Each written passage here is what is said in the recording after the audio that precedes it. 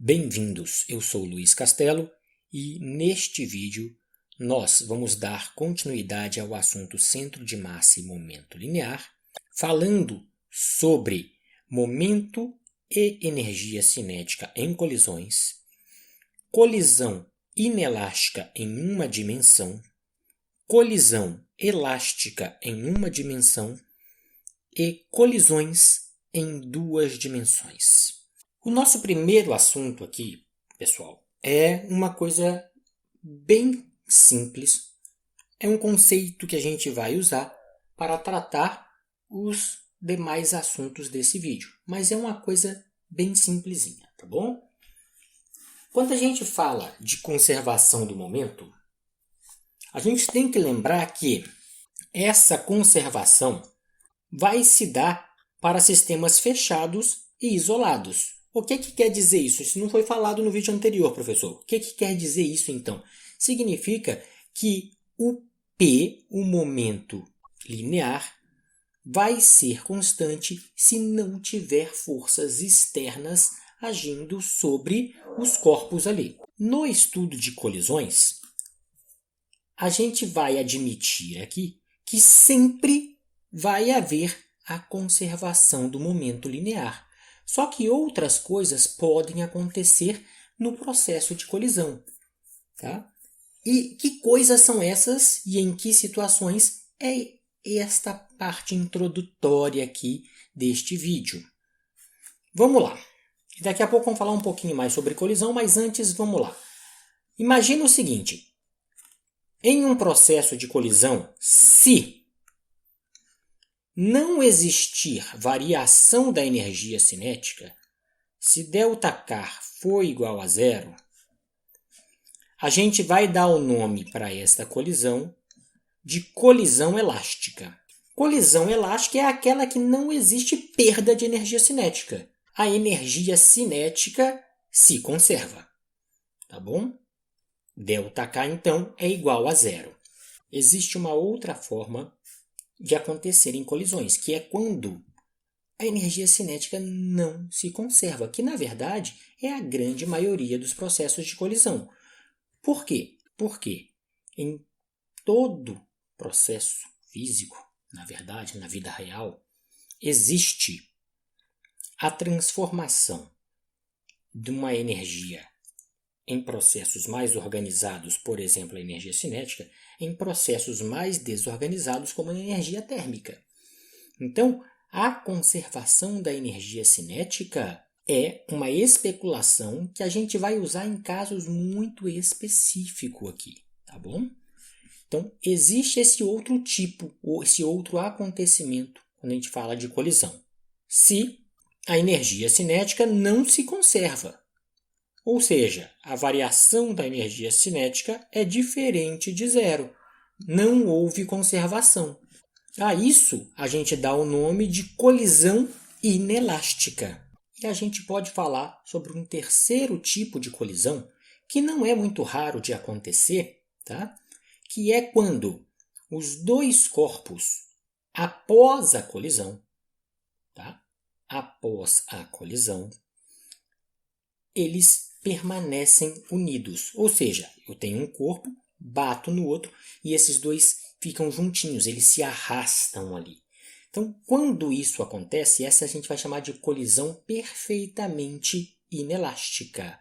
Além de não haver variação da energia cinética, a velocidade final dos dois corpos é a mesma. Para poder permanecer juntinho, a velocidade tem que ser a mesma. Então, é isso que a gente vai anotar aqui na forma matemática. Se a variação da energia cinética for diferente de zero, ou seja, não houve conservação da energia cinética, e a velocidade final do corpo 1 for igual à velocidade final do corpo 2, isso aqui vai chamar de colisão perfeitamente inelástica. Essas colisões, as duas formas, tanto a inelástica quanto a elástica, elas podem acontecer em uma dimensão ou em mais de uma dimensão. Em todas elas, há conservação do momento. Tá? Então, ΔP vai ser igual a zero. O que significa isso? Que o P inicial, antes de existir a colisão, vai ser igual ao P final, depois do processo de colisão. Nota que a gente não está falando do que está acontecendo na colisão. Durante a colisão, a gente não está falando nada aqui. A gente está falando antes da colisão e depois da colisão. E é justamente isso que a gente vai falar antes de entrar no próximo tópico, porque esse terminou. Mas antes de entrar no próximo tópico, é bom que fiquem claro para vocês que o ato de estudar esta parte da física, chamada colisões, é que eu consigo determinar o resultado de uma colisão sem saber os detalhes da colisão. Foi o que eu falei enquanto estava escrevendo em amarelo aqui, que o ΔP é igual a zero. O que eu falei? O que significa essa frase? Que eu consigo determinar o resultado de uma colisão sem saber os detalhes da colisão. Isso quer dizer que se eu conheço os movimentos iniciais, é possível eu determinar o movimento final dos corpos. Mesmo que a gente não conheça a força que age promovendo essa mudança de movimento, porque concorda comigo que uma colisão vai provocar uma mudança de movimento e a gente já falou sobre isso no vídeo 2. Mesmo que a gente não conheça a força que promove essa mudança de movimento, se eu conhecer o movimento inicial, é possível sim eu determinar o movimento final. E é nesta parte que a gente estuda a física da colisão. É para isso que a gente estuda a física da colisão. Para isso, a gente faz uso da grandeza física chamada quantidade de movimento ou momento linear. É para isso que a gente faz uso desta grandeza, na verdade, do P. Se houve conservação, perfeito. A gente vai estudar o P para ver se houve essa conservação. Aqui a gente falou das condições para que a gente interprete dois tipos de colisão distinta, elástica e inelástica. Na próxima página, nós vamos falar sobre a colisão inelástica primeiro. Olha só, na colisão inelástica não existe conservação da energia cinética. Só vai existir conservação da quantidade de movimento, do momento linear. Então vamos lá para a próxima página ver isso. Muito bem, nós estamos aqui na próxima página, já onde nós vamos falar sobre colisão inelástica 1D. Esse 1D significa em uma dimensão, unidimensional, tá bom? E já está escrito ali para alertar aos senhores a importante frase que nos conta que nesse tipo de colisão só o momento se conserva. Então, o P total antes da colisão, interessa quantos corpos existam, o P total antes da colisão. Gente, antes da colisão é quando os corpos estão separados a uma distância que eles não exercem força um sobre o outro. Ah, por que isso, professor? Porque sempre vai ter força gravitacional, né? Então, eles estão separados a uma distância onde nenhuma força é exercida de um sobre o outro. Então, isso significa o momento antes da colisão. Serve para quantos corpos forem envolvidos no processo de colisão. Nós só vamos estudar de 2 em 2 aqui, tá? Se é conservado, é porque é igual ao momento final de todos os corpos. Eu vou ver o momento final de todos os corpos. Nota, isso vai ser uma soma. Por quê? Porque do lado esquerdo da nossa equação, eu vou ter vários corpos, a gente vai estudar só 2, mas pode ter vários corpos aqui desse lado direito, que não interagem entre si do ponto de vista força antes da colisão, mas eu consigo determinar o momento deles. E o momento de cada um, na hora que eu quiser ver o momento total, é só somar. Só lembrem que este momento é um vetor. Então, terá que acontecer a decomposição vetorial. Não neste caso em específico. Por que não? Porque aqui só tem uma dimensão. está acontecendo sobre uma reta o processo de colisão.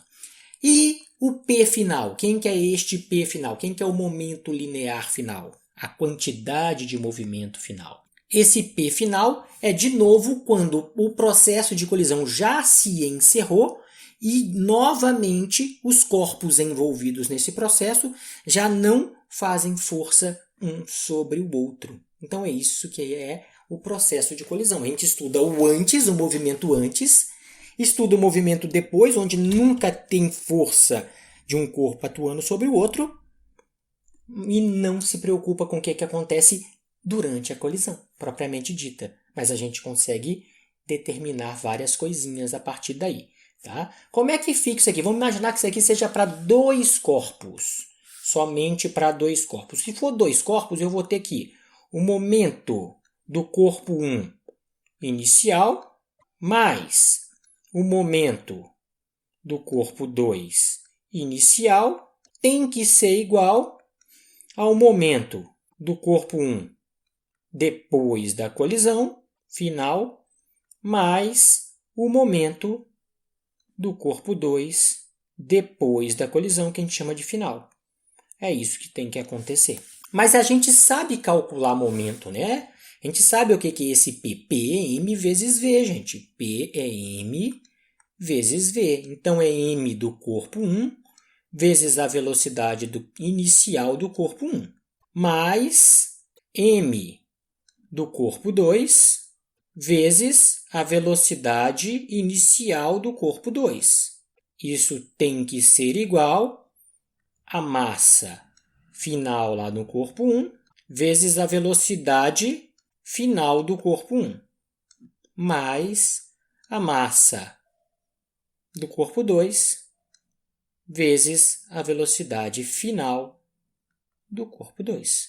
É esta equação que é utilizada para a gente calcular ou entender o que acontece num processo de colisão entre 2 objetos sem se preocupar com o que está acontecendo no instante da colisão.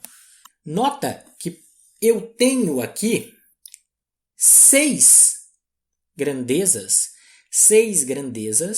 em uma única equação. Vamos marcar e já já a gente desmarca. Eu tenho a massa da partícula 1, primeira grandeza, e a velocidade inicial da partícula 1, segunda grandeza. Eu tenho a massa da partícula 2, terceira grandeza. Eu tenho a velocidade da partícula 2, quarta grandeza. Está aqui. Não preciso contar novamente as massas, porque as massas vão ser a mesma. A gente não está considerando perda ou ganho de massa no processo, tá? Mas eu tenho mais 2 grandezas, que é a velocidade final da partícula 1 e a velocidade final da partícula 2. Nota que nós temos 6 grandezas. Para que a gente resolva este problema, como só tem uma equação, a gente precisa conhecer 5 desses 6 valores. Então, precisamos conhecer 5 valores para resolver esta equação. Isso não quer dizer que o problema vai te dar esses 5 valores de mão beijada. Ele pode te dar condição para conhecer esses 5 valores. E aí vai da criatividade de quem fez o problema, de quem criou o problema e de quem vai resolver o problema, né? Para isso ficar mais fácil ou mais difícil dos dois lados, de quem criou e de quem vai resolver. Posso ter que usar uma série de equações antes para determinar 5 desses 6 aí e descobrir o último. Pode ser necessário isso, tá? Então isso é a colisão inelástica de forma geral. E se eu tiver uma colisão onde os objetos saem juntos um com o outro? Se eu tiver uma colisão que a gente chamou ali na página anterior de perfeitamente inelástica, o que vai acontecer? Vamos ver. Colisão perfeitamente inelástica. Ainda unidimensional. A gente está estudando só o caso 1D por enquanto, em uma dimensão, sobre uma reta. O que tem que acontecer mesmo nesse tipo de colisão, gente? A velocidade final do corpo 1 vai ter que ser igual à velocidade final do corpo 2. A gente vai chamar então essa velocidade final simplesmente de V. Em vez de chamar de V1F e V2F, eu vou trocar V1F e V2F simplesmente por V, tá bom? Então vamos ver o que acontece com a equação de cima. Eu vou copiar aquela equação de cima, trocando V1F e V2F só por V. Então a equação de cima fica assim, ó. Massa da primeira partícula vezes a velocidade inicial dela, mais a massa da segunda partícula vezes a velocidade inicial da segunda partícula, vai ser igual a massa da primeira partícula vezes V. Por que não V1F? Porque V1F é igual a V2F, vamos chamar todo mundo de V. Mais a massa da segunda partícula vezes a velocidade final dela, que também é V, porque elas estão unidas. Colisão agora foi perfeitamente inelástica. Vamos supor que eu queira determinar essa velocidade final aqui, ó. Eu queira saber isso. Vamos trabalhar um pouquinho essa equação para saber isso e vamos ver o que acontece. Vamos fazer mais duas linhas para ela. Vai ficar assim. M1, V1i, mais M2, V2i, é igual a M1 mais M2, e vou colocar o V em evidência. Então vamos contar aqui quantas variáveis eu tenho. Eu tenho a massa da primeira, a velocidade inicial da primeira. A massa da segunda, a velocidade inicial da segunda. E a velocidade final, porque das duas vão ser iguais. Então agora eu tenho 5 variáveis. Eu preciso conhecer 4 delas para resolver essa equação. Se eu quero conhecer a velocidade final, por exemplo, se eu quero conhecer a velocidade final, é só pegar este termo aqui, ó, e passar para o lado de cá dividindo todo mundo, e a equação vai ficar assim. M1 V1i mais M2 V2i dividido por M1 mais M2. Nota que eu tenho que conhecer ou ter condição de conhecer todos os 4 termos que estão do lado direito do sinal de igual. Mas isso, por quê? Porque eu tirei um grau de liberdade ali em relação à equação de cima, porque agora as velocidades finais são iguais. Então eu preciso conhecer uma coisa a menos. E dentro dessa colisão inelástica tem uma coisa interessante. É muito comum que um desses dois objetos, objeto 1 e objeto 2, esteja parado durante a colisão. Não é raro isso acontecer. Tá? Assim como não era raro os dois saírem arrastados, colados um com o outro, que a gente chama de perfeitamente inelástica, não é raro que isso aconteça quando um dos objetos está parado. Como assim, professor? Um exemplo simples. Seu carro está parado no sinal de trânsito, esperando o sinal abrir, vem um louco e dá uma cacetada atrás do seu carro. E sai arrastando o seu carro, o carro dele sai arrastando o seu carro.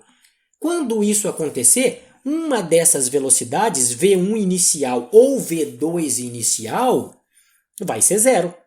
O que diminui ainda mais aquilo que eu tenho que conhecer para determinar o que aconteceu depois da colisão ou o que aconteceu antes da colisão. Eu não sei o que eu quero. Normalmente é mais interessante a gente descobrir o que estava acontecendo antes da colisão, para saber quem foi o culpado pelo processo de colisão. Isso no nosso dia a dia. Mas eu não estou falando só de colisão de carro, gente. Eu posso estar falando de colisão de átomos, colisão de partículas elementares, eu posso estar falando de colisão de galáxia, eu posso estar falando de uma série de colisões quando eu estou estudando isso aqui. Tá? Não interessa. Mas é comum que um dos objetos possam estar parado. Então vamos fazer essa restrição.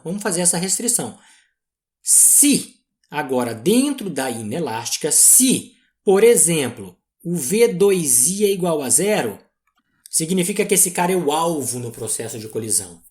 Tá? O V1i vem e dá uma cacetada no alvo, que é o V2i. Estava lá paradinho. Esta equação é reescrita assim, ó. V é igual a M1 V1i sobre M1 mais M2. M1 mais M2. Vou colocar o V1i que eu falei aqui do lado de fora. V1i. Então, nota que agora eu só tenho que conhecer 3 coisas. Eu tenho que conhecer a massa do corpo 1, a massa do corpo 2 e a velocidade ou final, depois do processo de colisão, ou a velocidade inicial do corpo 1. E aí a gente consegue caracterizar essa colisão. Olha quanto de informação nós falamos aqui para falar de colisão inelástica em uma dimensão. A primeira foi que os momentos têm que se conservar. Qualquer processo de colisão nós vamos considerar isso. A segunda, considerando isso, nós achamos uma equação com 6 incógnitas. Então a gente tem que ter condição de saber 5 para responder só uma delas. Isso quando a colisão ela é apenas inelástica. Agora, se ela for perfeitamente inelástica, a velocidade final, após a colisão, então, vai ser igual para os 2 objetos. Já diminui o número de incógnitas que eu tenho. Agora eu tenho 5 incógnitas, eu preciso saber 4 para resolver isso. E mais ainda, se eu tiver um caso especial, que é quando um desses objetos estava parado, o outro veio e deu a cacetada, agora eu tenho uma equação com 4 incógnitas e eu preciso descobrir, antes de começar a resolver isso, 3 delas. Tá? Mas nota, em nenhum momento a gente está preocupado com o que acontece no instante da colisão. A gente está vendo o que acontecia antes e o que aconteceu depois da colisão. Então, essa foi a interpretação da colisão inelástica unidimensional. Gente, eu sei que eu já falei na sala de aula isso com vocês, mas eu repito aqui agora. É muito importante que a gente precise entender as características das coisas, os conceitos, o que está acontecendo. Essa manipulação de fórmula que eu estou fazendo aqui para poder, vamos usar essa fórmula, não sei o quê. Gente, isso é matemática básica, mas muito básica, tá? Então a nossa preocupação é quando que eu vou usar tal fórmula, como eu vou usar tal fórmula. E só o conceito te dá isso. Então deem muito valor ao estudo de vocês de quando eu vou utilizar essa fórmula. Por que eu posso utilizar essa fórmula? De onde essa fórmula veio? Por que ela é assim? Vai valer muito mais a pena para o seu estudo do que só tentar decorar essa fórmula sem saber por que, de onde que ela veio. Não vai fazer sentido para vocês, tá bom? Na próxima página, ainda falando da colisão inelástica 1D, nós vamos falar um pouquinho sobre a velocidade do centro de massa. O que vai acontecer com a velocidade do centro de massa desse processo? Vamos lá. Eu vou botar ali, vou tentar colocar uma figurinha feia, daquelas que eu sei desenhar no quadro muito feia, e vamos tentar discutir um pouquinho só sobre essa velocidade do centro de massa, tá? Vamos lá para a próxima página. Muito bem, nós estamos aqui na próxima página para falar um pouquinho sobre essa tal de velocidade do centro de massa no processo de colisão. Aqui vamos começar com o processo de colisão unidimensional. Vamos tentar fazer uma figurinha boba aqui pra gente, hein? Vamos lá.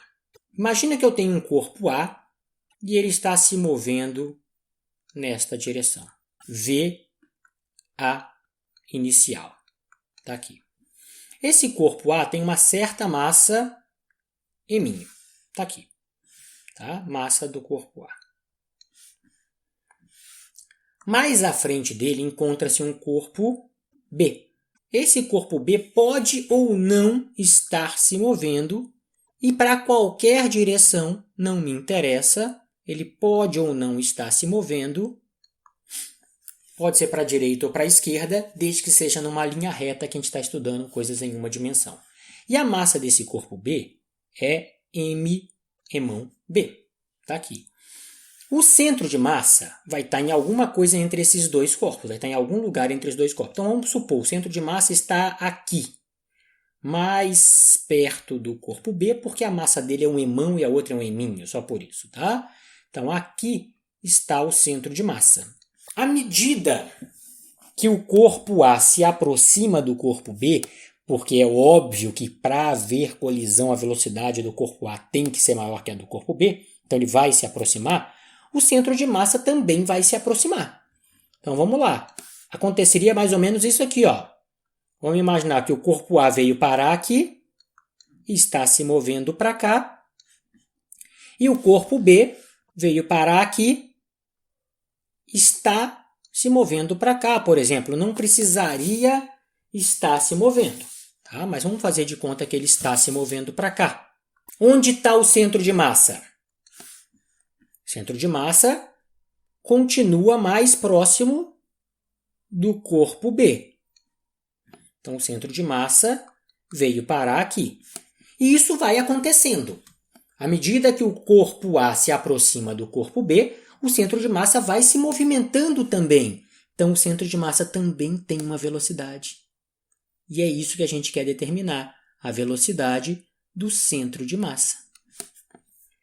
O mais importante para a gente saber neste comecinho deste assunto é o seguinte: se o nosso sistema for fechado e isolado, então se isso aqui, vamos colocar aqui, sistema isolado. Se o sistema é isolado, não tem força externa. Essa é a condição de um sistema isolado, essa é a consequência do sistema ser isolado. A força externa é nula.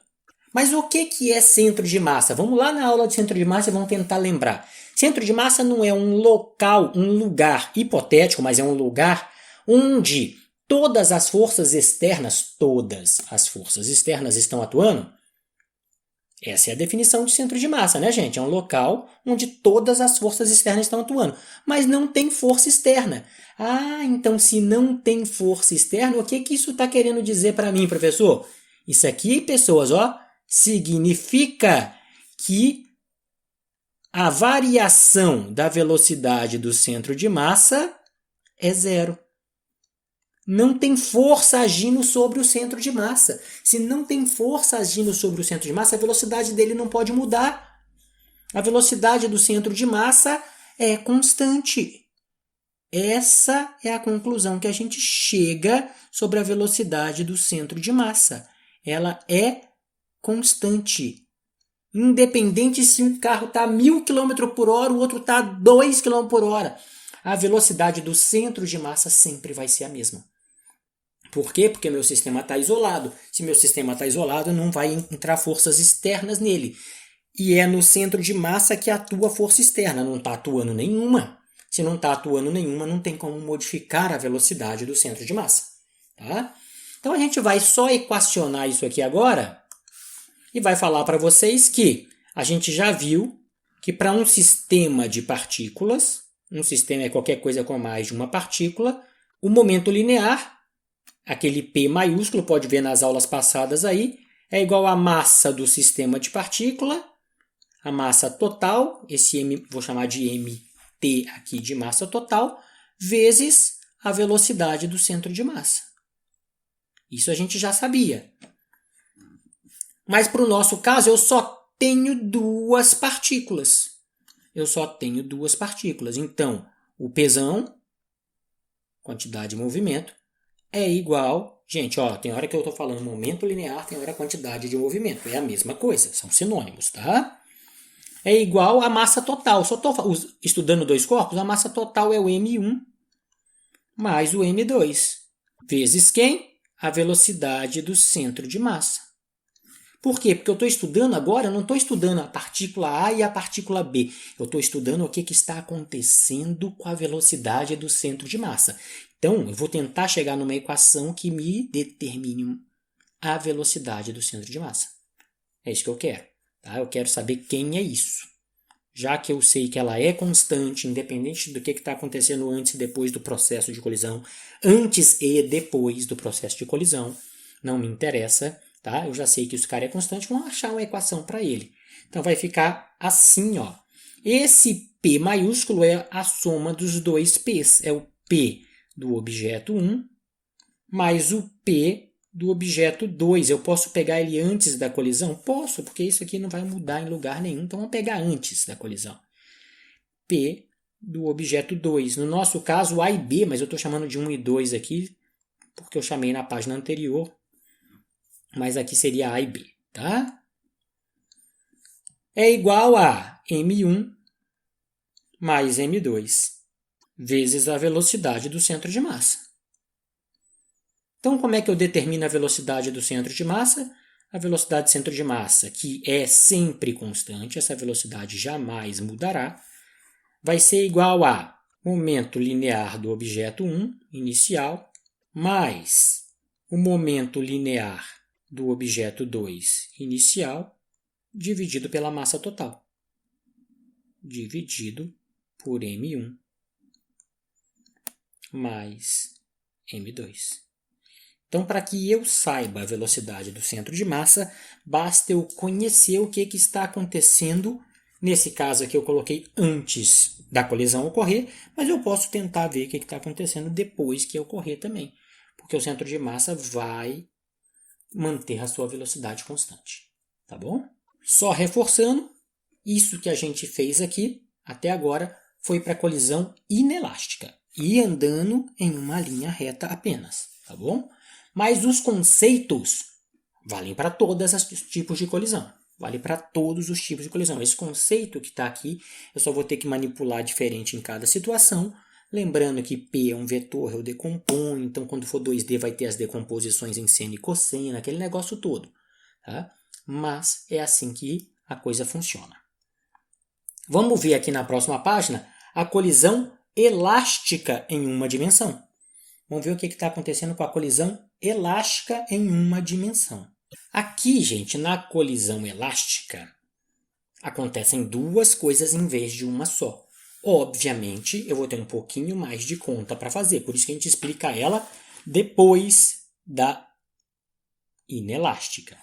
Então, vamos dividir aqui essa tela em duas partes para começar a nossa discussão acerca da colisão elástica ainda em uma dimensão. Quais são as duas coisas que ocorrem na colisão elástica? A primeira coisa que eu tenho certeza que acontece é que o momento se conserva. Então, isso é para qualquer tipo de colisão, professor. Então é para aqui também. Então, o P inicial vai ser igual ao P final. Nota que eu estou colocando vetor aqui por hábito. Mas como está em uma dimensão, eu não precisava colocar notação vetorial. Basta um sinal de mais e menos. Se estiver para o lado do que eu chamei de positivo, vai ser mais. Se for para o lado que eu chamei de negativo, vai ser menos. Tá? Então, a conservação do momento.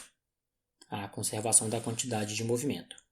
E do lado de cá? Do lado de cá, a conservação da energia cinética.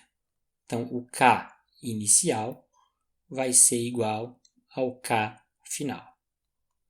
Olha que bacana, para vocês não ficarem perdidos. Esta parte que eu destaquei aqui em verde é vetorial. Então, momento, quantidade de movimento é um vetor. Esta parte do lado direito é um escalar.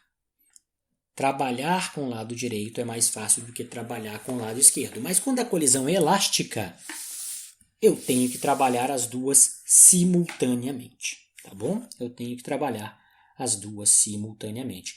Vamos escrever as equações para cada uma delas. As equações que eu conheço, obviamente, né? O que eu conheço para momento? Eu conheço que momento é mv. Então, do lado esquerdo aqui vai ficar assim, ó, m1, v1i, mais m2, v2i, é igual a M1, V1F, mais M2, V2F. Vamos fazer uma suposição aqui, hein? Vamos fazer essa parte aqui com a suposição de que V2I seja zero. O alvo está parado. Então vamos trabalhar isso aqui só para poder ganhar um pouquinho de agilidade no processo. Mas não precisa, eu posso, se não for zero, vocês trabalham essas equações do jeito que eu estou trabalhando aqui, colocando V2I. Mas só para ganhar uma leve, bem leve mesmo, aceleração aqui. Do lado direito, eu vou escrever a equação da energia cinética. Vai ficar assim, ó, meio de M1 V1I ao quadrado mais meio de M2 V2I ao quadrado. Esse foi o inicial, antes da colisão. E depois da colisão?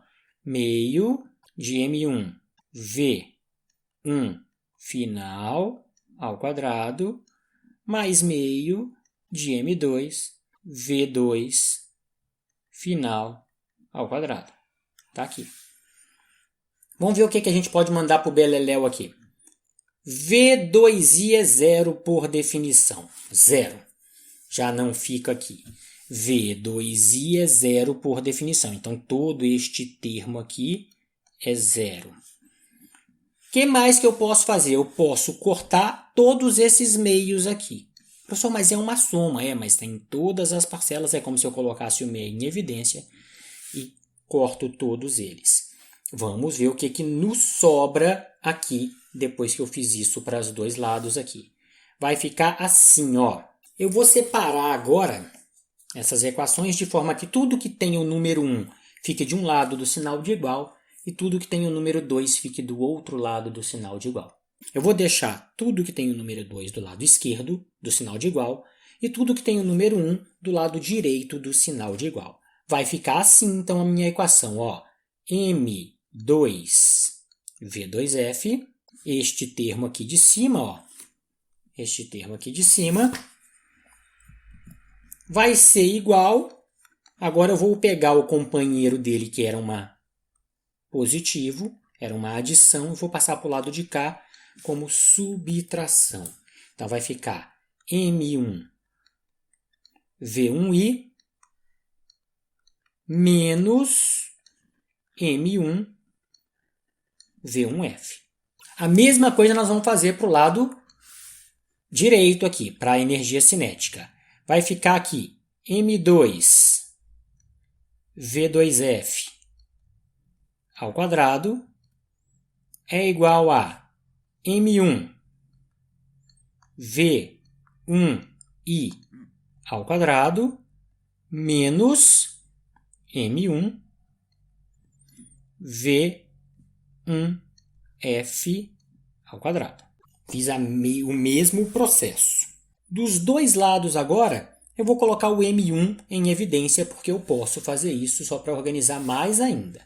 Então vai ficar assim, ó. M2V2F é igual a M1, que multiplica V1i menos V1F. E do lado direito, eu vou fazer a mesma coisa. M2V2F ao quadrado vai ser igual a M1, que multiplica V1i ao quadrado menos V1F ao quadrado. Nota que eu posso manipular essa equação de várias formas. Por que você escolheu essa? Vamos aqui. Eu podia ter falado isso desde o começo. Vamos supor que eu queira determinar neste processo de colisão qual é a velocidade final do corpo 1. Então vamos trabalhar este processo de colisão para determinar quem é a velocidade final do corpo 1. E mais ainda, eu também quero saber qual é a velocidade final do corpo 2. Então essas vão ser as nossas duas perguntas. O que acontece depois da colisão? É isso que eu estou perguntando. Qual vai ser a velocidade do corpo 1 e do corpo 2 depois da colisão? Tá bom? Mas eu trabalhei essas equações e vou deixá-las trabalhadinhas desse jeitinho aqui, do jeito que ela está. Então vamos passar uma linha aqui, porque elas já estão mais ou menos trabalhadas como eu queria. O que eu vou fazer agora? Nota que essas equações são muito parecidas uma com a outra. Muito parecidas. Vamos tentar eliminar alguma coisa dessas equações. O que eu vou eliminar delas? Vamos tentar eliminar o máximo que eu puder dessas massas aqui. Vamos tentar sumir com M1 e M2 o máximo que eu puder, pelo menos. Tá? O máximo que eu puder, pelo menos. Baseado nessas duas equações que estão na tela. O que a gente pode fazer? Olha aqui. Eu vou... Olha, só para a gente não se perder, só para não falar que é a mesma coisa, gente. Esse lado de baixo aqui, eu vou fazer uma divisão aqui também, mas nada mais tem a ver com a parte de colisão, com a parte de conservação do momento e nada tem a ver com a conservação da energia cinética, tá bom? Nada tem a ver com essas duas coisas. É só para ficar um pouco mais organizado a tela mesmo. Então, para poder tentar simplificar essa brincadeirinha minha, olha o que eu vou fazer. Eu vou dividir a equação da energia cinética pela equação da conservação do momento. Eu vou fazer isso, eu vou dividir a equação que eu obtive a partir da conservação da energia cinética pela equação que eu obtive a partir da conservação do momento. Tá? Aqui eu já posso fazer isso. Ó. Vamos fazer aqui só para ganhar tempo já. Eu posso simplificar M2 com M2. Eu posso simplificar o quadrado do V2 de cima com o V2 de baixo. Eu posso simplificar M1 com M1. Isso aqui eu já posso fazer. E o que me resta? Resta aquela parte de cima onde tem um quadrado e onde não tem. Mas o aluno razoavelmente que estudou no ensino médio sabe o que é essa coisa aqui. Quadrado do primeiro menos quadrado do segundo. Eu sei quem dá origem a isso. Né? Eu sei o produto notável que dá origem a isso. E é assim, ó. Se eu pegar esse negocinho, vai ser assim. Vai ficar V2F, que é o que sobrou do lado esquerdo, é igual. Vamos fazer o produto notável ali de cima. O produto notável de cima é V1I mais V1F, que multiplica V1I menos V1F. Essa multiplicação é que vira aquilo que está ali em cima, quadrado do primeiro menos o quadrado do segundo. E isso vai ser dividido por... Vamos lá, vamos dividir. Dividido por... Aqui embaixo não sobrou nada, aqui é só 1. E aqui embaixo sobrou V1I menos V1F. Tá aqui. Nota que eu posso cortar mais alguma coisa, só para mostrar que eu tinha mais uma simplificação para fazer. Posso cortar essa com essa. Então, V2F é igual a V1I mais V1F. Mas nota de importante aqui, que eu tenho as duas perguntas que eu quero. Na mesma equação. Então, eu não posso parar aqui, olha. O que eu estou falando que eu tenho as duas perguntas que eu quero? Eu quero saber V1F. Ah, tá aqui, ó, V1F. E eu quero saber V2F. Tá aqui, ó, V2F. Na mesma equação. Então, ela não pode ficar desse jeito. Primeiro, eu vou determinar o V1F. Para determinar o V1F, o que a gente vai fazer? Isso aqui eu vou fazer um pouquinho mais rápido, mas olha o que a gente vai fazer. A partir da equação do momento linear, eu vou isolar o V2F. Então, eu vou pegar esta equação, que eu botei uma estrelinha aqui, e vou isolar o V2F. Quem que é V2F? É só passar aquele M2 que está do lado esquerdo, dividindo aqui para o lado direito. E eu vou achar quem é o V2F. É isso que a gente vai substituir aqui embaixo. Vai ficar no lugar de V2F, vai ficar então assim, ó, M1 V1I menos V1F, tudo isto dividido por M2. Ah, é aquela estrelinha que eu marquei lá. Ó, de novo, é só pegar este termo aqui e passar aqui para baixo, dividindo todo mundo. Troquei V2F por isso, tá? Isso aqui vai ser igual o que sobrou do lado de cá. V1I mais V1F. Quem que eu quero saber? V1I. V1F. Eu quero saber V1F. Então eu vou manipular de novo, gente. Falo isso todo vídeo com vocês, é cansativo. O vídeo é extremamente longo, por quê? Porque eu faço todas as manipulações com vocês aqui, tá? Então é cansativo, vai dando pausa na hora que cansou, toma uma água, volta, vê de novo, continua. Mas vale a pena ver essas simplificações, essas passagens matemáticas, essa álgebra, que dentro da sala de aula a gente teria que pular um monte disso e falar, agora disso chega naquilo, prova vocês. Aqui a gente tem esse tempinho a mais. Então dessa equação eu vou fazer a propriedade distributiva aqui do M1, vou fazer M1 aqui e M1 lá. Para quê? Para depois isolar o V1F. Isso me interessa. Na propriedade distributiva, vamos vir aqui para essa outra divisão que eu já tinha feito para isso. Na propriedade distributiva vai ficar assim, ó, M1 V1I, tá aqui, menos M1 V1F, tá aqui. Tudo isso vai estar dividido por M2. Tudo isso vai estar dividido por M2. Eu ajustei um pouquinho o nosso lado esquerdo. M2. Isso aqui é igual a... Do lado de lá não tem muito o que fazer, é só copiar. V1I mais V1F. Tá aqui. Eu vou pegar agora este M2 e vou fazer a distributiva dele aqui para o lado de cima. Ele está dividindo, ele vai multiplicando todos os termos ali em cima. Vamos ver o que acontece. Vai ficar aqui M1 V1I menos M1 V1F é igual a M2 V1I mais M2 V1F. Mas quem que eu quero saber mesmo nessa primeira passagem? V1F. Está aqui e está aqui.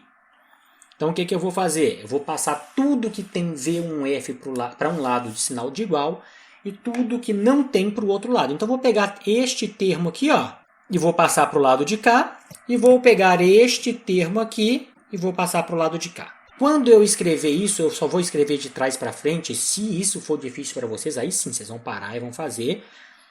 Porque fazer mais 10 linhas só para isso aqui não faz sentido. Vai ficar assim, ó.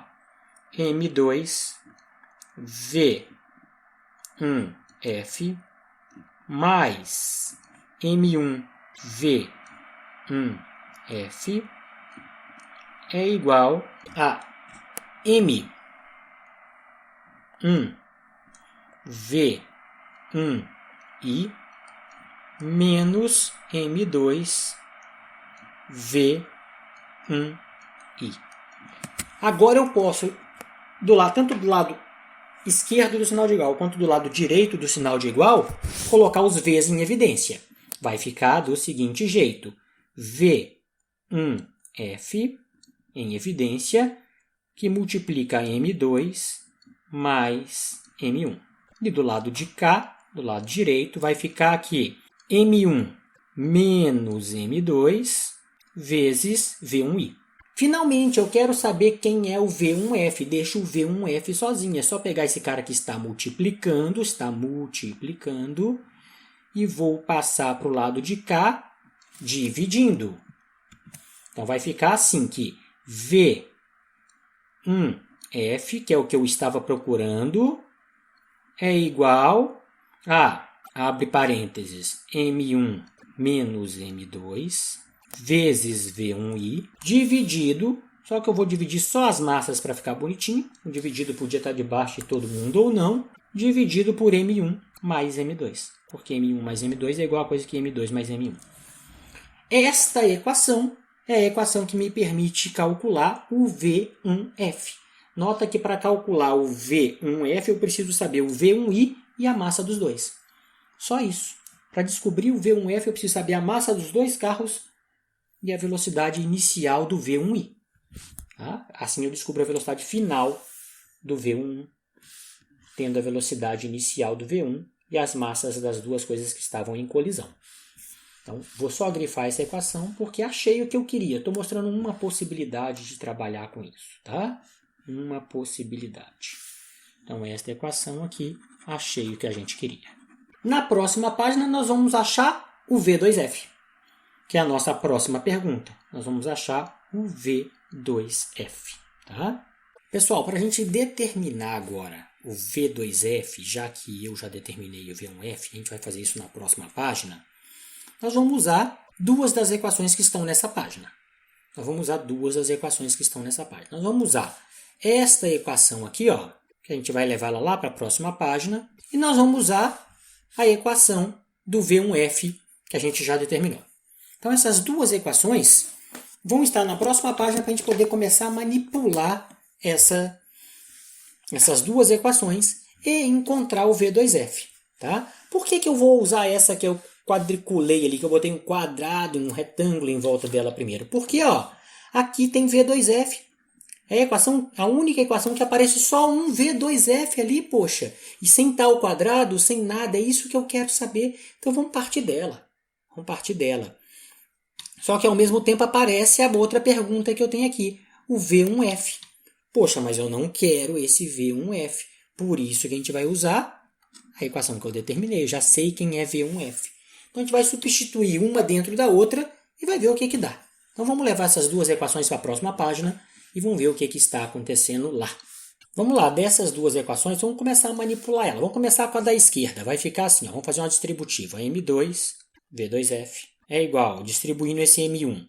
M1, V1I, menos M1, V1F. Tá aqui. Tá? Vou isolar o M1, V1F. Isolando o M1, V1F, passei esse termo para o lado esquerdo, então ele veio positivo, é igual, vou passar o termo que está na esquerda para a direita, ele vai vir negativo. Vai ficar M1, V1I, menos M2, V2F. Professor, mas você isolou o que você não... Não é isso que eu queria, não queria V1F. Você isolou ele? Sim, eu isolei ele para a gente poder sumir com ele em alguns instantes. Tá? Vamos isolar ele mais ainda. Eu vou pegar esse V1F e vou deixar ele sozinho. Ou seja, eu tenho que pegar esse M1 que está multiplicando e passar para o outro lado dividindo. Então, na hora que eu passo ele para o outro lado dividindo, vou passar ele assim, ó. M1 V1I dividido por M1 menos M2 V2F dividido por M1.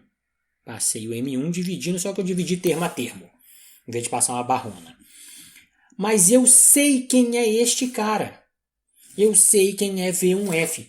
Quem é V1F? V1F é esse cara aqui, ó. É tudo isso que está do lado direito da equaçãozinha verde. Vamos substituir esse cara lá. Sabendo que eu vou poder substituir esse V1F pelo valor dele, mas antes de fazer isso eu vou cancelar este M1 com esse M1. Eu vou dividir M1 por M1 e está tudo beleza.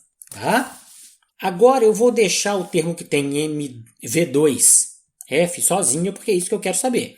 Então vai ficar assim, ó, M2 sobre M1, V2F. Eu peguei este termo que eu estou circulando aqui agora e passei para o lado esquerdo do sinal de igual. Do lado direito, então, vai ficar V1I, está aqui, V1I, menos V1F. Eu peguei o V1F que estava do lado esquerdo e passei para o lado direito. Estava nenhuma adição, veio numa subtração. Agora sim eu vou substituir V1F por quanto ele vale. Então vai ficar aqui M2 sobre M1, V2F é igual V1I menos o V1F. V1F é aquilo tudo que está ali em cima em verde. Ele vai estar escrito assim, então, ó, M1 menos M2 dividido por M1 mais M2 vezes V1I. Tá aqui. É isso aí. Vamos manipular todo este lado direito do sinal de igual. Eu vou tirar o MMC. Só que eu não gosto de tirar o MMC nessa situação, a gente vai simplesmente reescrever esse primeiro termo aqui de uma forma diferente, sabendo que aqui na frente tem um 1, né? Então vamos escrever ele de forma diferente. Vai ficar assim, ó, M2 sobre M1, V2F do lado esquerdo não mudou nada. Tá aqui. Igual. Para continuar 1 e ter o mesmo denominador, eu vou colocar aqui em cima M1 mais M2 e vou dividir por M1 mais M2. Não fiz nada, na verdade, né, quando eu faço isso. Vezes o V1i. Eu só reescrevi esse termo num formato diferente, mas que continua sendo 1 na frente dele. Por que esse formato diferente? Para ter o mesmo denominador do segundo termo do lado direito. Então tem menos, ó, muito importante, menos M1 menos M2 sobre M1 mais M2, V1i. O que nós vamos fazer agora, senhoras e senhores? Nós vamos fazer a propriedade distributiva aqui da parte de cima. Ó, V1i aqui e V1i ali. A mesma coisa para o segundo termo. V1i aqui e V1i aqui. Tá? Nós vamos fazer isso aqui. Então, do lado esquerdo é a mesma coisa, não muda nada. M2 sobre M1, V2F. Do lado direito, vamos fazer já a propriedade distributiva. Vai ficar assim. M1, V1i, mais M2, V1i. Aqui vai ficar M1, V1i, mas tem um sinal de menos de fora. Tem que fazer o jogo de sinal. Então, vai ficar menos M1, V1i. E aqui vai ficar menos M2, V1i, mas tem o sinal de menos de fora. Tem que fazer o jogo de sinal. Vai ficar mais M2, V1i. Tudo isso dividido pelo denominador comum. Tudo isso dividido por M1 mais M2. Nota do lado de cima, nota nesse numerador, que eu posso cortar duas coisas, M1, V1i positivo, com M1, V1i negativo. Posso cortar. E posso somar esses dois termos, ó, M2, V1i, com, de novo, M2, V1i. Vai dar 2M2, V1i. Vai ficar assim, olha lá, ó. M2 sobre M1, V2F, do lado esquerdo nada mudou, é igual a 2M2, V1i. Tudo isso dividido, o denominador a gente não mexeu nele, M1 mais M2. Nota que do lado de cima, dos dois lados de sinal de igual, eu tenho o termo M2, então eu posso cancelar M2 com M2 aqui. E agora pegar esse M1 e jogar para o lado de cá do sinal de igual, multiplicando todo mundo. E finalmente eu acho o V2F. Então vou colocar aqui do canto de cá, V2F vai ser igual a 2M1 sobre M1 mais M2 vezes V1i. Assim como quando eu determinei o V1F, eu preciso de saber a velocidade inicial do corpo 1 e das duas massas. É isso que a gente precisa. Lógico que para aquela condição da página anterior, gente, olha aqui, ó, para a condição de V2 igual a 0 no começo. Então essa foi a equação do V2F. E na página anterior a gente já tinha achado a equação do V1F, que eu vou colocar aqui para a gente agora. Achamos as duas coisas que eu queria na colisão elástica unidimensional.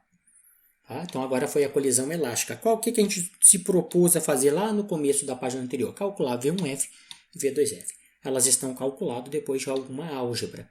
A álgebra, você tem que ter esse domínio. O conceito físico era que, é o mais importante na minha opinião, vocês tinham que lembrar que na colisão elástica 1D eu tenho conservação de momento e conservação de energia cinética. Eu parti desse conceito e manipulei toda essa álgebra, que gastou um tempo bom aqui pra gente, porque a gente fez bem devagarzinho, para determinar V1F e V2F. Tendo o quê? A massa dos dois corpos e a velocidade do corpo 1 antes da colisão. Se eu tivesse que considerar a velocidade do corpo 2 diferente de zero, ia dar um pouquinho mais de trabalho, mas ia dar para fazer do mesmo jeito. Sugiro, façam isso para poder treinar a álgebra de vocês. Faz essa bagunça aí toda, mas com V2 diferente de zero. Tá joia? Na próxima página eu vou fazer algumas interpretações dessas duas equações. Então eu vou pegar essas duas equações, colocar na próxima página e vamos fazer algumas interpretações. Essas são interessantes, essas são conceitos físicos. Tá? Então ainda falando desse assunto, nós vamos fazer algumas interpretações físicas. E de quebra eu vou deixar a resposta para vocês depois das interpretações físicas de como é que ficam essas duas equações se o V2 tivesse em movimento. Tá? Se o V2i estivesse em movimento. Que eu gostaria que vocês fizessem e chegassem nessas duas equações que eu vou colocar lá no finalzinho para poder vocês treinarem essa álgebra. Mas eu dou a resposta para vocês poderem manipular. Vamos lá, vamos fazer as interpretações então dessas duas equações na próxima página. Prontinho, as duas equações já estavam aqui e vão ver algumas interpretações físicas no mínimo importantes. Se vocês não acharem interessante, ela ainda continua sendo importante. Então, interpretações.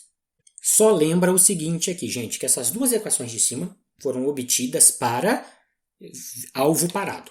V2i igual a zero. Foi isso. Então, qual vai ser a nossa primeira interpretação aqui? O que eu vou falar primeiro aqui para vocês? O que acontece nesse tipo de colisão se a massa do 1 for igualzinho à massa do 2? Então, o que vai acontecer se M1 for igual a M2? O que acontece com as velocidades finais desse corpo se dois corpos idênticos bateram com o outro? Tá? Dois corpos exatamente iguais bateram um contra o outro, na condição dada no começo da explicação de colisão elástica unidimensional.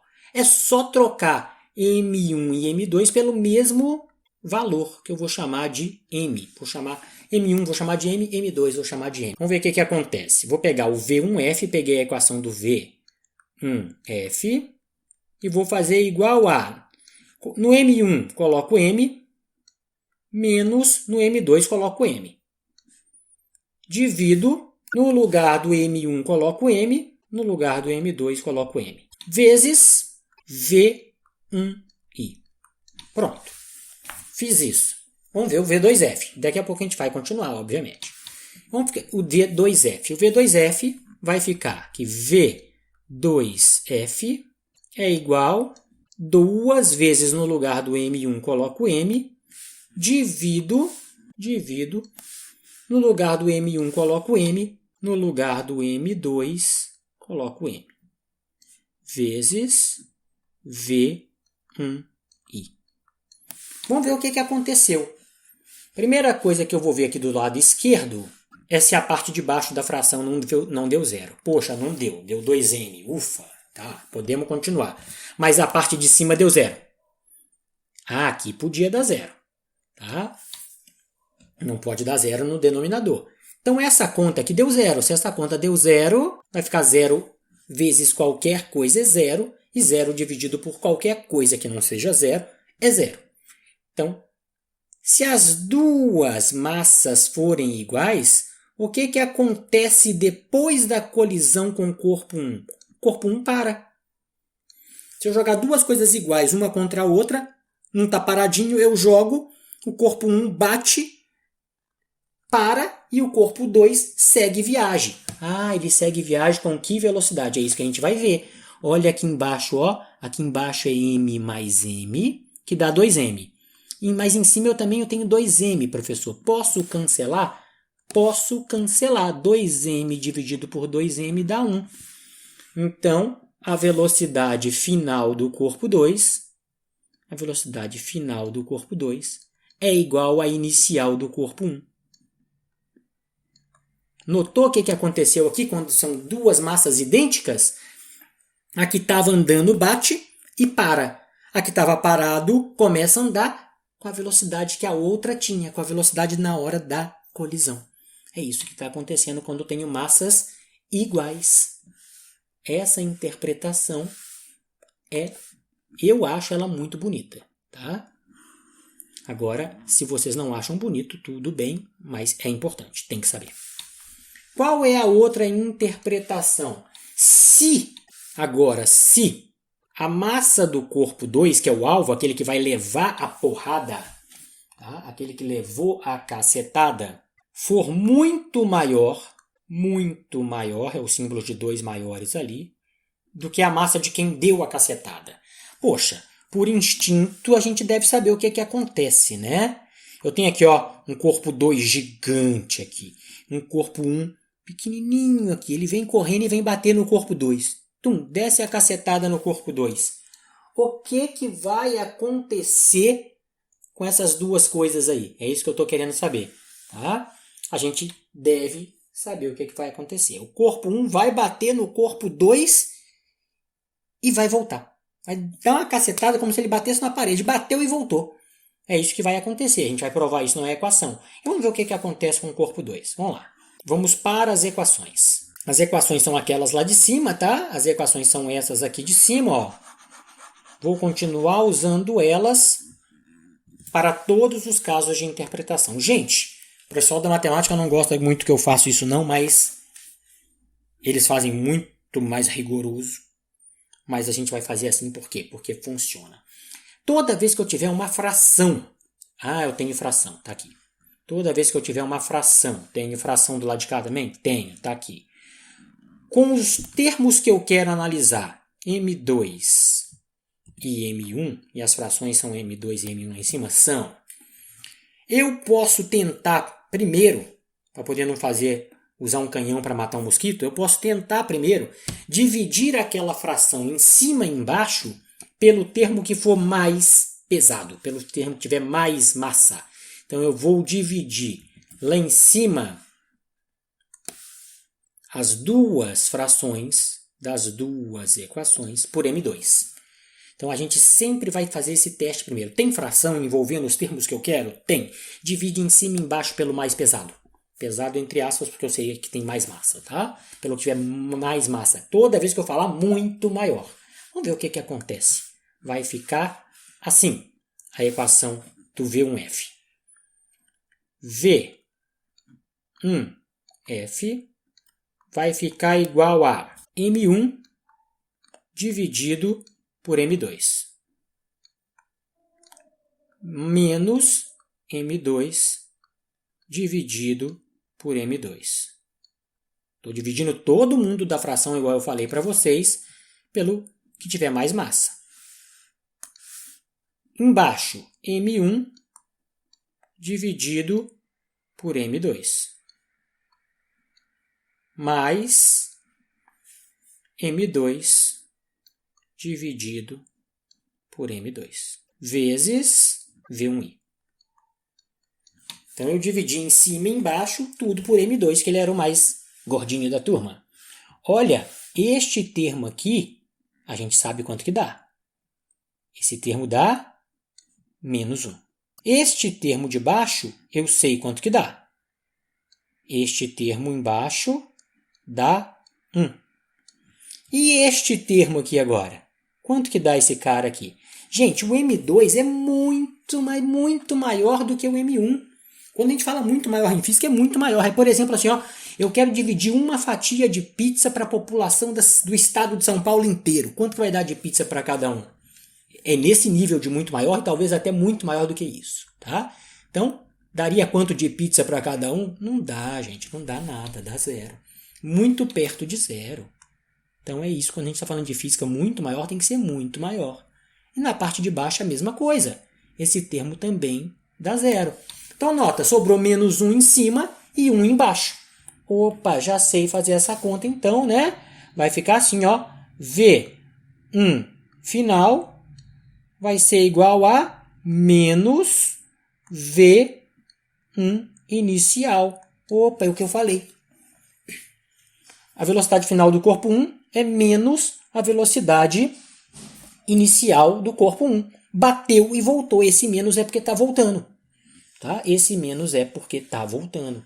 E o outro lado, o que acontece? Vamos fazer a mesma análise. Vamos fazer a mesminha análise. V2F é igual a 2m dividido 2m1 dividido por m2. Embaixo, dividido por m1 por m2 mais m2 por m2 vezes v1i. Tá aqui. Aqui eu vou fazer um tratamento ligeiramente diferente do que eu fiz lá na outra. Tá? Ligeiramente diferente do que eu fiz lá na outra, mas nada demais. Eu vou analisar só a parte de baixo. Este cara aqui vai dar zero. Professor, por que você só vai analisar a parte de baixo? Espera aí que a gente já vai entender. Esse cara aqui vai dar zero. Este cara aqui vai dar 1. Este cara aqui vai dar 1. E o lado de cima eu não vou mexer com ele. Tá? Então, nota aqui que eu vou fazer aqui agora. Hein? V2F vai ser igual a 2m1 sobre m2 vezes v1i. Essa é a equação que eu estava querendo mostrar para vocês. Por que não falou que m1 sobre m2 é zero lá, professor? Porque, gente, pode estar muito perto de zero. Lembra que m2 sendo muito maior no denominador não quer dizer que vai dar zero. Quer dizer que está muito, mas muito perto de zero. Tá? Muito mesmo perto de zero. Aqui eu não quis zerar ele, por quê? Porque se essa colisão, por exemplo, fosse em um lugar totalmente sem atrito, a V2F ia ganhar um pouquinho de velocidade. Nem que fosse muito pouquinho ela ia. Porque a V1 ia bater e voltar, mas não tem atrito. Então, apesar desse corpo ser muito pesado, ele ia andar muito, mas muito devagarzinho para frente. Essa divisão fala para mim que é muito, muito devagar, tá? É perto de zero, perto de zero. E finalmente, a última interpretação que eu vou ter que colocar na outra página é o contrário. E se o M1 for muito maior que o M2? O cara que dá a porrada é muito maior do que o M2. Vamos ver o que acontece na próxima página. Vamos ver o que acontece aqui nessa página. Então, gente, se o M1 for muito maior do que o M2, a análise é a mesma. Vamos fazer a mesma análise aqui, então, nessa página para ver o que acontece com o V1F. Então, vai ficar assim, ó, V1F. O que vai acontecer com esse corpo que é extremamente pesado agora quando bater no M2? Agora é o contrário. Ó. Imagina que eu tenho um corpaço aqui grandão. Ele vai dar uma porrada num corpinho bem pequenininho aqui. O que vai acontecer com o corpo grandão? Nada, né, gente? Ele vai bater como se... é para pegar um tanque de guerra e passar em cima de uma formiguinha? É isso. Não acontece nada com ele. Vamos provar isso aqui agora para ver, tá? Então vai ficar assim. M1 divide pelo que tiver maior agora. M1 é o maior. Menos M2 divide pelo que é maior agora, que é o M1. Tudo isso eu divido por M1 por M1 mais M2 por M1. Mesma análise que eu fiz no outro. Muito pequeno, praticamente zero. Muito pequeno, praticamente zero.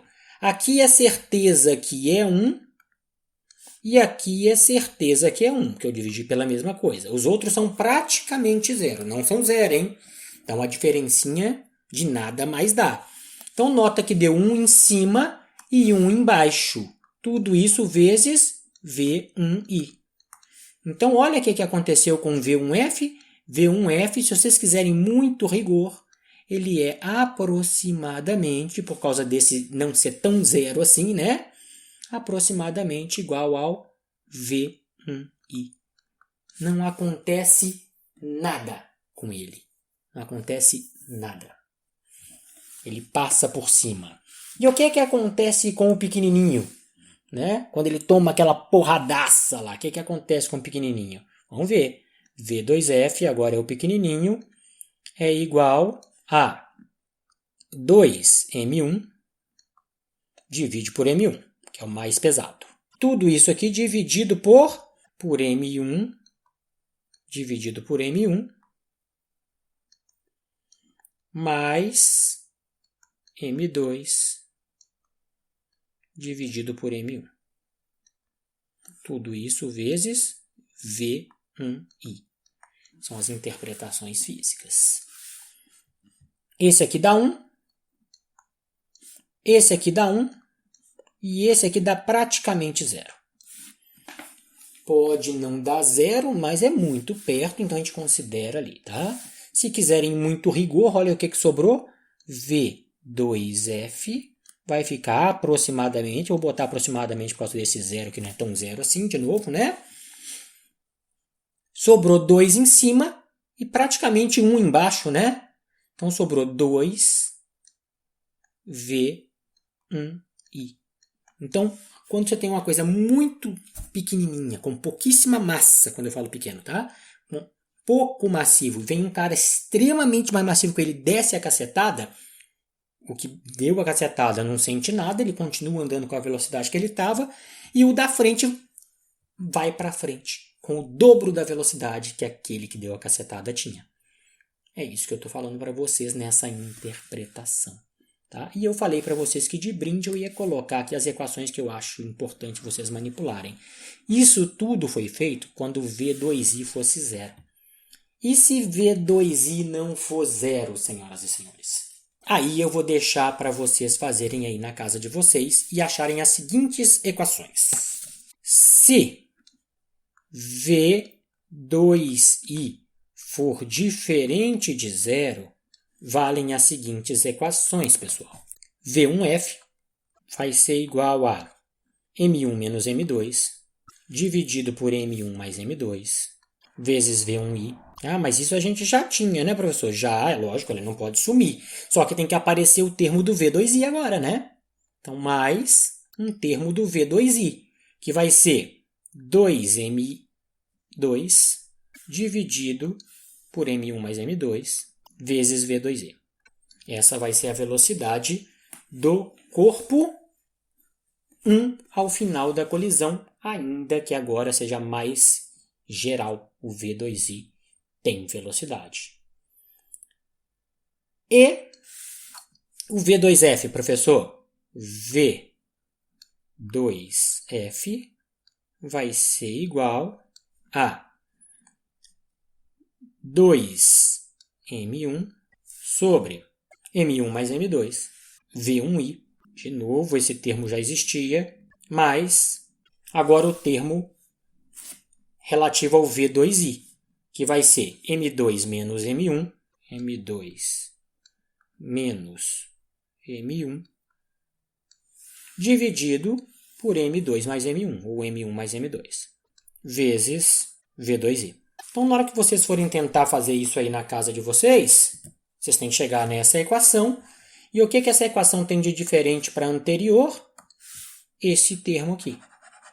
Esse termo aqui, nos dois casos, em cima e embaixo. Porque a gente tinha colocado a condição anterior que V2i é igual a 0. Sim, verdade, olha lá. Se eu colocar V2i igual a 0 aqui, nessa equação que eu rabisquei de azul aí para vocês, ela some e só sobra o primeiro termo, que é o termo específico, né, para aquela condição que a gente trabalhou até agora. Acabamos aqui a parte de colisão elástica unidimensional. Nós vamos ver aqui agora o resumo do resumo do resumo. Só isso, tá? Vai ser uma coisa bem pequena aqui, em termos do que ela é de verdade, sobre a colisão em duas dimensões. Vamos fazer um mega resumo da colisão em duas dimensões para a gente terminar. Vamos lá. Muito bem, nós estamos aqui na próxima página. Vamos falar sobre colisão em duas dimensões, mas só vamos dar o caminho das pedras para se vocês precisarem fazer. Por isso que vai ser o resumo do resumo do resumo. Tá?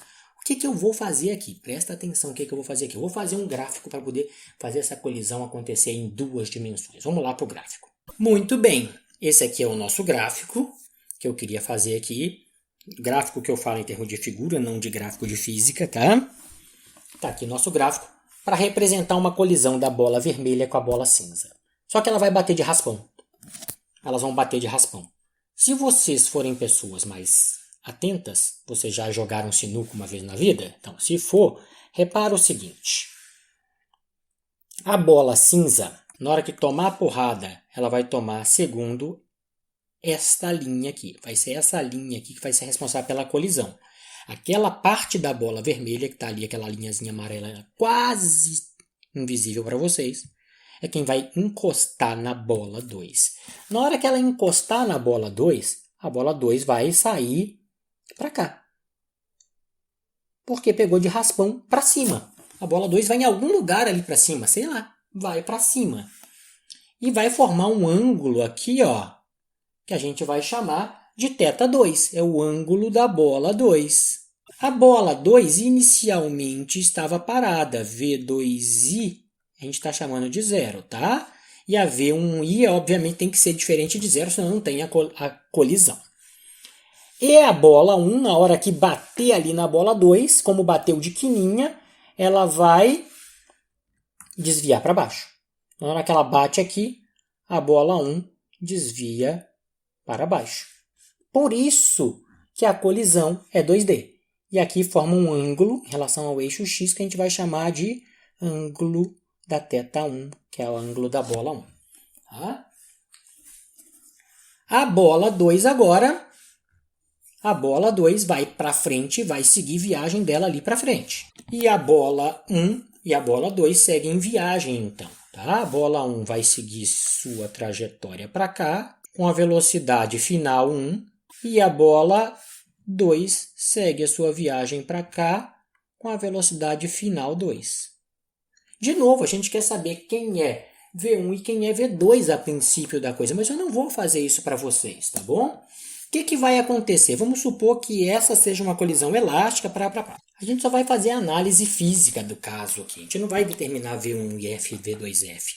O que está acontecendo? Obviamente, uma das coisas que está acontecendo é a conservação da energia cinética, porque a gente está considerando a mais geral possível, porque se não for assim, você já some com essa conservação. Então vai falar assim, ó, que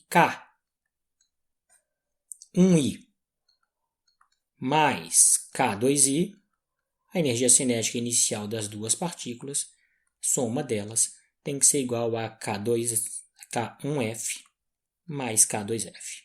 E aí você abre isso aqui, fique à vontade, abra esse negócio em meio de M1V1 ao quadrado inicial. Isso assim vai, tá?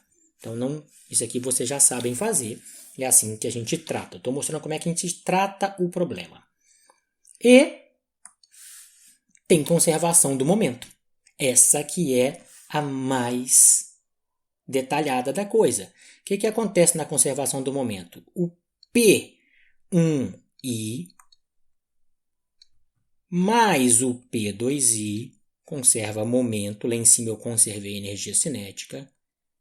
P2i é igual a P1f mais P2f. Só para mostrar o cuidado que vocês vão ter que tomar quando forem trabalhar com alguma coisa assim. Do lado de cá, do lado esquerdo, eu tenho que P1i é M1V1i, certo? Só que eu não vou fazer assim de cara. Então, eu vou apagar aqui, porque eu não vou fazer assim de cara. Mas a equação é essa, isso que eu quis dizer para vocês. A equação é essa, tá? Mas o grande X da questão aqui é que para essa configuração que aí está, ela é 2D. Então, eu tenho que analisar o que está acontecendo no eixo X, o que está acontecendo no eixo X e o que está acontecendo no eixo Y. É isso que a gente vai ter que fazer. O que está acontecendo no eixo X? No eixo X, olha aqui, ó, só esse eixo aqui agora, ó, só isso aqui. Tá? O que está acontecendo no eixo X no começo? No começo, eu só tenho a partícula 1 se movimentando. Então, tem M1, V1i. Cosseno de zero. Professor, por que cosseno? Porque agora está em duas dimensões e eu decomponho essa velocidade I1 aqui. Tá? Inicial 1. Como ela está em cima do eixo X, cosseno de zero, e cosseno de zero vale 1. Pronto, e acabou. Só tinha isso no começo, no eixo X. E no final, quem que eu tenho? Agora eu tenho, olha aqui. Agora eu tenho a decomposição da V1. Vai aparecer para cá, ó, um V1x. V1x. E Na hora que eu decomponho aqui, aparece aqui para baixo o V1Y. Aparece o V2X. Aparece o V2X. Então, no eixo X vai aparecer V1X e V2X. Mas quem é V2X? V2X é V2 cosseno de θ2. Quem é o V1X? V1X é V1 cosseno de θ1. Só que esses eram finais, né? Então, vamos botar o símbolozinho de final. V2 final, V1 final. Esses eram finais. Finais e finais no eixo X. Tá aqui. Ficou bagunçada a figura? Ficou. Mas é só para vocês poderem ver como é que tá acontecendo as coisas aqui. E é desse jeito que vocês vão pensar ao resolver este problema. Só estou mostrando o pensamento. Então, vai ficar assim, ó. M1, V1X. V1X é V1 final cosseno do θ1 mais V2X. Vai ficar a massa da bola 2, V2 final, cosseno de θ2. O que vai acontecer no eixo Y? Nota o seguinte, para começar aqui a análise.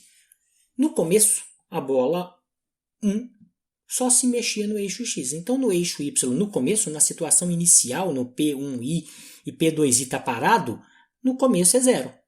Então, 0 do lado esquerdo.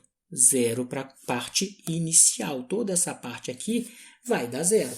Ela não se mexe no eixo Y, a 1 e a 2 está parada. Tá?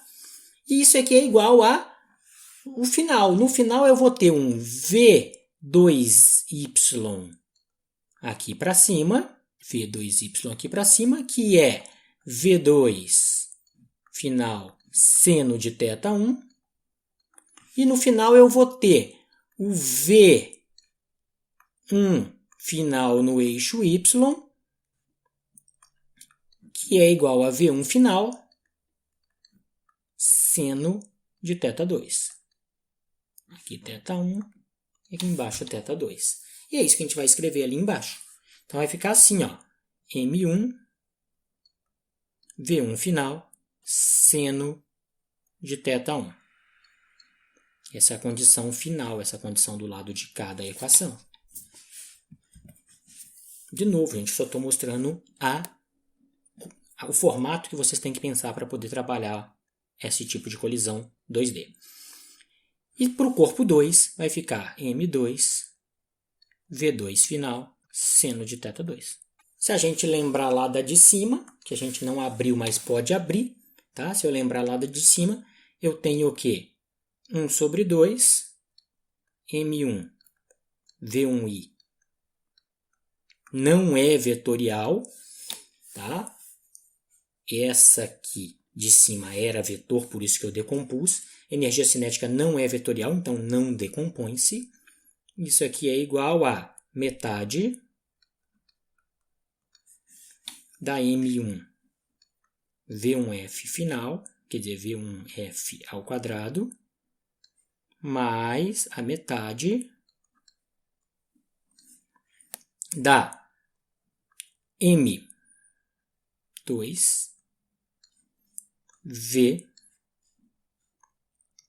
V2F ao quadrado. Com essas três equações, notem que são três equações, eu tenho que determinar uma série de coisas. Vamos ver mais ou menos aqui, só para terminar, bem mais ou menos o seguinte. Quantas perguntas eu tenho? Eu tenho M1, uma pergunta. V1i, 2. V1f, 3. M2, 4. V2f, 5. θ1, 6. E θ2, 7. Então, olha aqui. Vamos anotar isso aqui. Eu tenho 7 variáveis. Vou fazer aqui um quadradinho só para a gente poder terminar, para não abrir outra página, porque eu quero terminar aqui agora. Eu tenho 7 variáveis. Quais são as 7 variáveis? Vamos lá. As 7 variáveis são M1 e M2, duas massas, M1 e M2. três velocidades V1i, V1f e V2f. E dois ângulos, θ1 e θ2. Eu tenho três equações, que foi o que eu mostrei agora para vocês, como é que vocês devem manipular e não como é que a gente chega no V1f e V2f. Não é isso, tá? Então, eu tenho três equações e 7 variáveis. Obviamente, sabendo disso, eu preciso conhecer 4. Então, se eu conheço 4 das 7 variáveis, tendo 3 equações, eu determino todo o que está acontecendo em uma colisão 2D. Tá? De novo, isso pode ser fácil, pode ser difícil, depende do exercício e depende da sua habilidade, principalmente com matemática. Porque o conceito físico foi tranquilão. Olha aqui, o conceito físico é conservação da energia cinética, está feita. Conservação do momento, está feita.